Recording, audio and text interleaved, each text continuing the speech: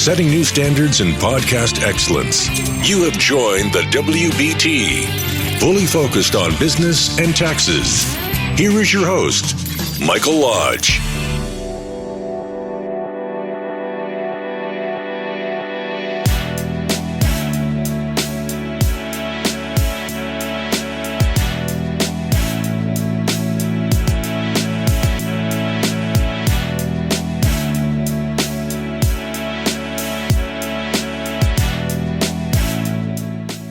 And welcome to the WBT. This is Michael Lodge. I'm glad that you've joined me. Tonight we're doing this live from Palm Beach, Florida.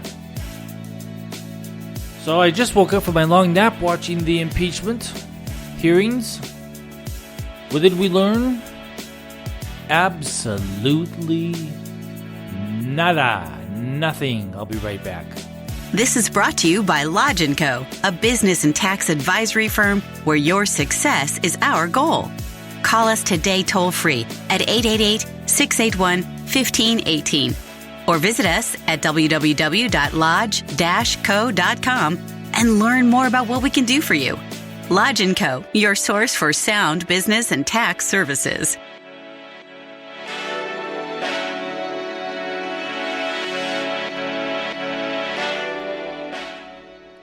So it was quite a show. I wish I could say that, but it wasn't. Because if you've been following this all along, and if you've been listening to the news, or you've been reading the transcripts and whatever else has been presented to us as Americans, we really have learned nothing, because we've already heard everything that has been told us before. Every single thing. Nothing new came out of this. Not a single thing. The only good thing came a good quip, a good quote from Nunes, who says this is a low rent sequel. A low rent sequel. Well, that's really what it was, because we had two witnesses, two career diplomats from the State Department, an ambassador, and I'm not quite sure what the other guy's title was. Quite frankly, I don't really care. That's how bad this was.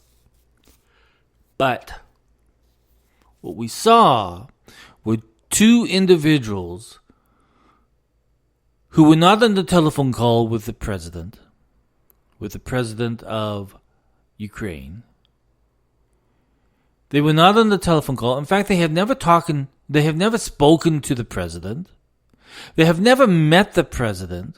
They've never texted the president. And the list goes on. They have never met the man. But they heard this from somebody else, and somebody else told them, and that was it. Hearsay. And then we had, I must tell you, there was this one congressman, an idiot congressman, who said that hearsay evidence was the best kind of evidence to have. If you know anything about hearsay evidence in the courts, very seldom do they accept hearsay evidence, at least unless it meets certain criteria. So hearsay evidence is out of court evidence. In other words, it wasn't said in court. In other words, somebody wasn't in the court saying, I heard the president in our conversation XYZ. Instead, you had an out-of-court person say, I heard this from Joe Schmo down the road. So we had no evidence really presented today except for what other people said or heard. And when you have people just giving their opinion isn't evidence. Opinion is not evidence. Well, do you think that if they had not gotten their funding, XYZ would have happened? Well, that's an opinion. In fact, it has nothing to do with did President Trump make a deal? Did he get something for a promise? Did he, and the list goes on. What illegal activity did he do to justify impeachment? Was this an impeachable act or not? And there was no evidence today from anybody, from Adam Schiff, from all of the congressmen, from their attorneys that were representing them, that showed that there was any evidence of a crime being committed. Not one single thing. So I'm not quite sure why the Democrats put these two individuals up before the American people. I want you to do something. I want you to put your Democrat hat over in the box and shut the box. And the Republicans do the same thing. Go put it into your Republican box. And I really want you to think. I want you to be independent in your thinking. And ask yourselves, what you've heard thus far as so-called evidence, is it an impeachable offense? Ask that question. What the evidence that has been presented to us on the first day of this hearing, of the impeachment show, was just hearsay. Somebody said something to somebody else. My staff heard the president while he was on the phone with XYZ person. The staff member wasn't on the phone call, but could hear the phone, but could hear the president, but could hear the president's voice. So that must mean something. No, it doesn't mean anything. I think we have to be very bright. Remember, you and I right now, we don't have our hats on, so let's just think about this. Let's just be honest with ourselves. Let's use some common sense. When you're sitting down with an associate, let's say, or a friend, and they begin gossiping to you, do you know what I heard from John? I heard la di da da da, and the story gets unfolded. Do you take that information as pure truth? Or do you recognize it as gossip? Second and third hand knowledge. The person wasn't there, he just heard it. I mean, if that's the case, if that one congressman who said that hearsay evidence was the most important thing, is the most important part of evidence, and if I were to go and say, hey, you know what? I heard from Senator Johnston that Adam Schiff has secret documents in his basement in California. And those documents are from the Russians. And it's evidence talking about Trump. And the Senator Johnson, he heard it also from Senator Ted. Is that evidence? Is that enough evidence to put Adam Schiff away because he has illegal foreign documents from a foreign nation who's trying to influence an election? But I heard it from somebody else. Is that an impeachable offense? No. Adam Schiff goes scot-free. Because the hearsay evidence was never actual eyewitness, ear witness, first-hand witness knowledge. We don't know if Adam Schiff has anything in his basement. We've heard rumors. we've heard a really good story. You see, my point is that when you begin to make judgments, now remember, both of us, we don't have our Republican, we don't have our Democrat hat on. We're talking together as human beings, right? As fellow Americans. So we have to ask ourselves, my friends, do we go upon, or do we say you're guilty because I heard it from the grapevine? Do we assume that President Trump is guilty because Adam Schiff says he's guilty? He's committed a crime, but can't present any crime. He can't present anything. He has nothing to show us. So on the very first day, now we have a seed of doubt. What were we shown? The answer is nothing. What did we hear? Hearsay. What evidence was presented to us? Absolutely nothing. Was there a crime presented with evidence to back it up? Absolutely nothing. So you and I, as Americans, no matter how we feel about the president, because we are the judge and jury at the moment, you and I are looking at this thing and we're wondering to ourselves, and we have this seed of doubt now. Remember, to be guilty, it has to be beyond a shadow of a doubt. Remember that good old legal phrase, beyond a shadow of a doubt. Well, right now, we have a shadow of a doubt. Because we don't know anything.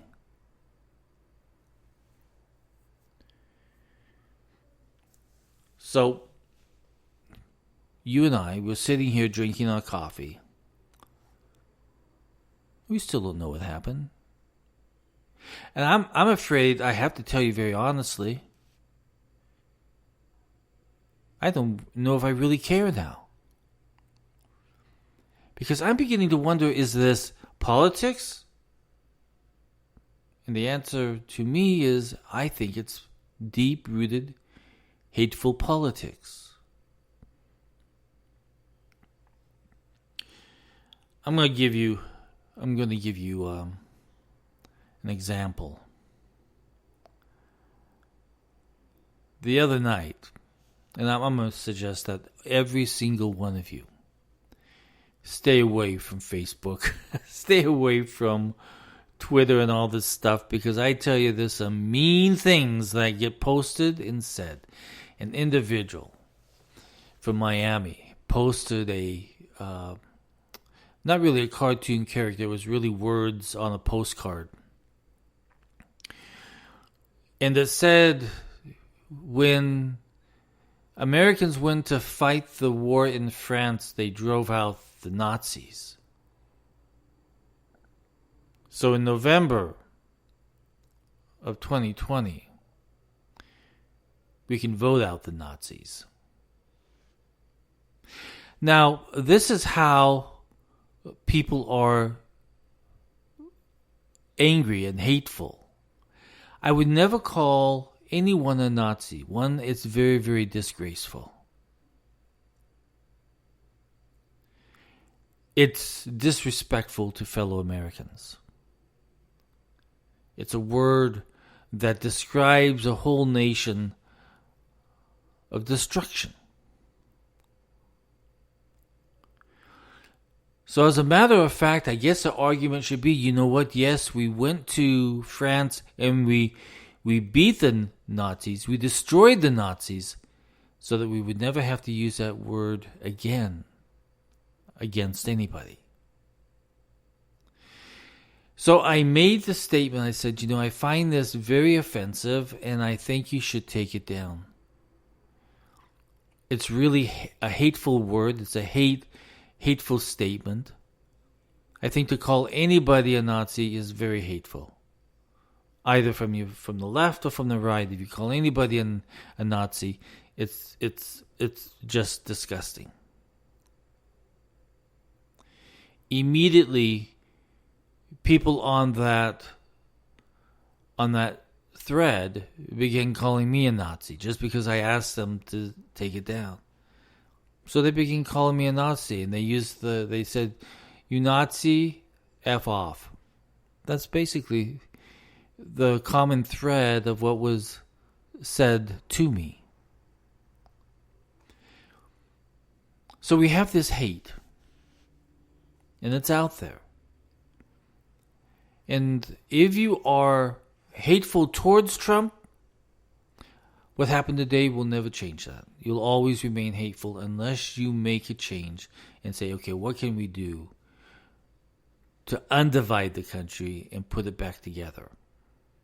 And if you are a Republican, nothing today changed your mind either. I'm an independent, nothing changed my mind. There's very few of us independents out there anymore.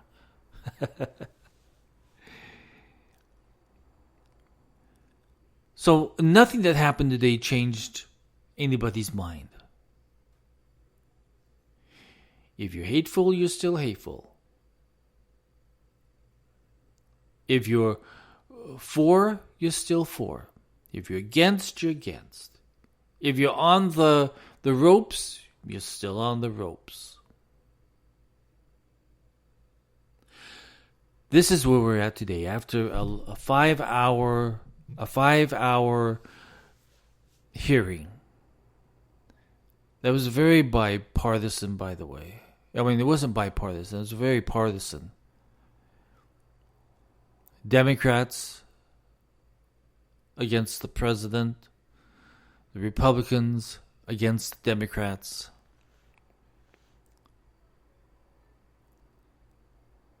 But we learned nothing. And that is the biggest issue that we've spent 3 years now. Remember, we have to go back to the day that the president became president. The Democrats came out and they said, we are going to impeach President Trump. Started day one. So we knew where the Democrats stood all this time. And the hate's been building. The anger's been building. And we had several different incidents where we had the Russian collusion. We had the Mueller report. Nothing came from either one of those. And now we have this impeachment hearing where they change the word every single day of what they think is the breaking of the law. We've had 4 different terminologies used.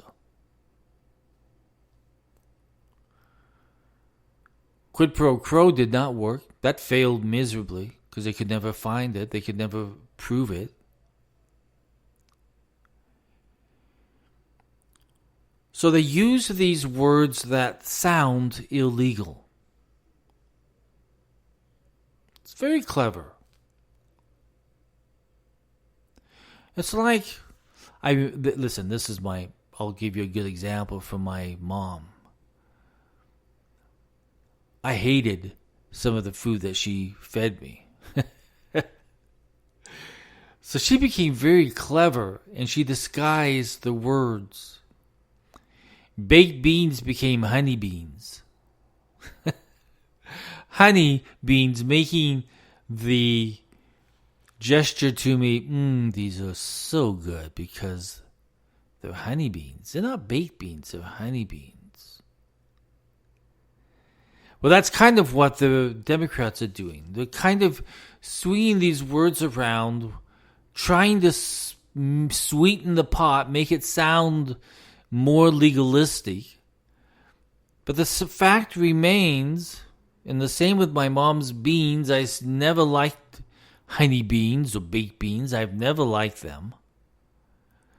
And I still don't like the words that the Democrats are trying to push over on us.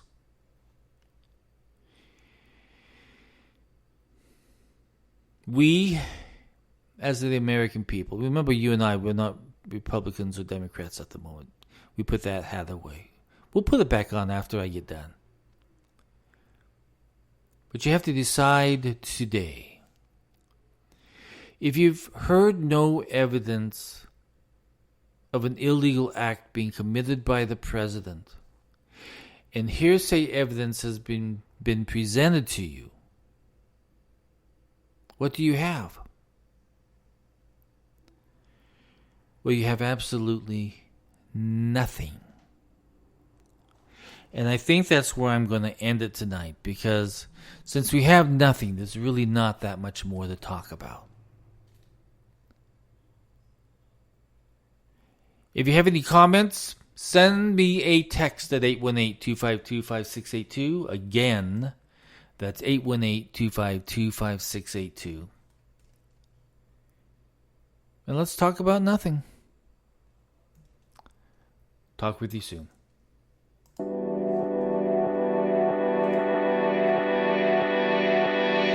Thank you for listening to the WBT with Michael Lodge. Join us again tomorrow as we explore more about business and taxes.